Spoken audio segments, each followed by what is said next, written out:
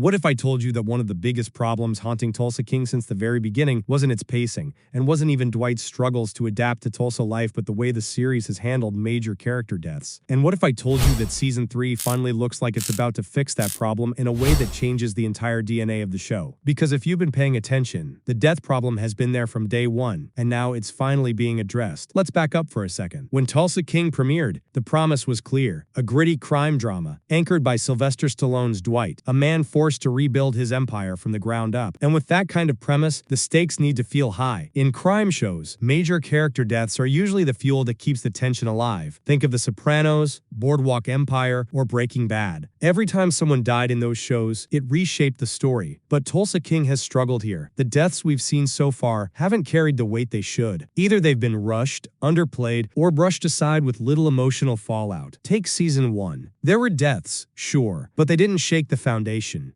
Instead of redefining Dwight's position or sending shockwaves through the crew, they often felt more like plot points that came and went. And that left audiences feeling like the stakes weren't quite as high as they should be. For a show about organized crime, where death is supposed to be around every corner, that's a big problem. If viewers don't believe the consequences are real, the drama loses its edge. Season 2 started to improve on that, but it still left some of the same issues lingering.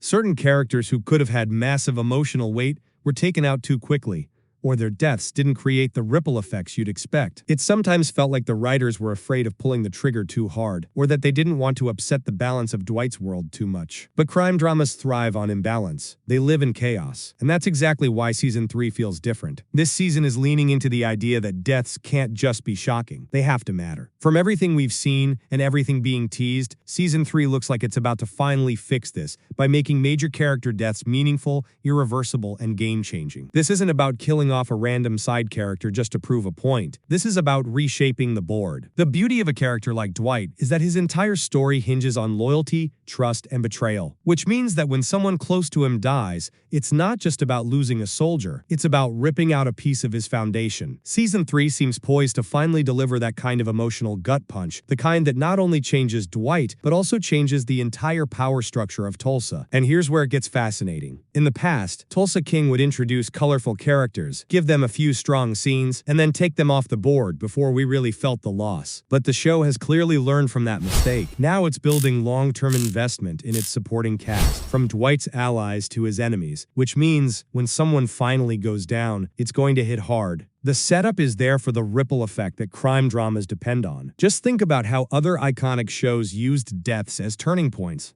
In The Sopranos, every death reshaped Tony's inner circle and forced him into impossible choices. In Breaking Bad, character deaths weren't just tragic. They were dominoes that collapsed entire storylines. And Tulsa King is finally ready to play in that same league by making its Season 3 deaths unavoidable, unignorable, and devastating in the best way possible. Here's the twist though. Fixing the death problem doesn't just mean killing off big names for shock value. It means letting those deaths breathe, letting them impact the survivors, letting Dwight spiral, rage, or rebuild in ways that feel authentic. It means taking the time to show how Tulsa itself reacts when blood spills on its streets. Because when you treat death as more than just a plot device, you give the story stakes that last. And the theory that's got fans buzzing is that one of Dwight's closest allies might not make it out of Season 3 alive. If that happens, it won't just be shocking. It'll be the kind of narrative shift that forces Dwight to rethink everything, from who he can trust to how far he's willing to go.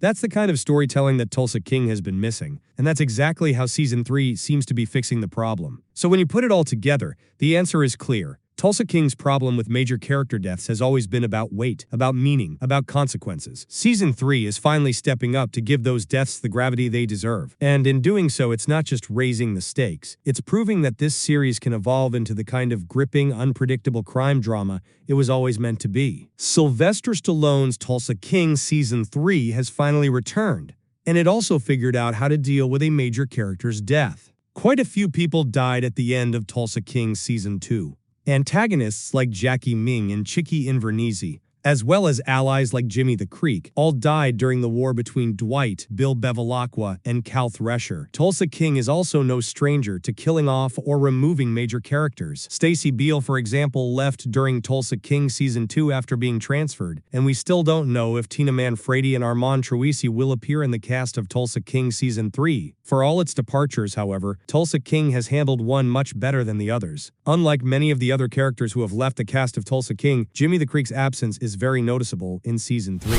Tulsa King Season 3 has finally given a departed character the emotional weight and importance they deserve through Jimmy. He's not just gone without much mention. Jimmy has a huge effect on the show by not being there. In the premiere of Tulsa King Season 3, we mostly feel Jimmy's absence through Bodie. As we saw, Bodie was torn up about paying the man who had Jimmy killed, Bill Bevilacqua. He even orchestrated an attack on the shooter himself during the money transfer, and he even smacked him with a gun. To top it all off, Dwight actually sided with Bodie and protected him from Bevilacqua. Tulsa King Season 3 has given Jimmy a legacy, which is fairly unusual for the show. While he is the first major ally of Dwight's to die, most of the characters who depart from Tulsa King go forgotten in the following episodes. Jimmy, however, still has an effect on the show even after he died, which is a much more compelling way of dealing with a dead character. It was a mercy killing.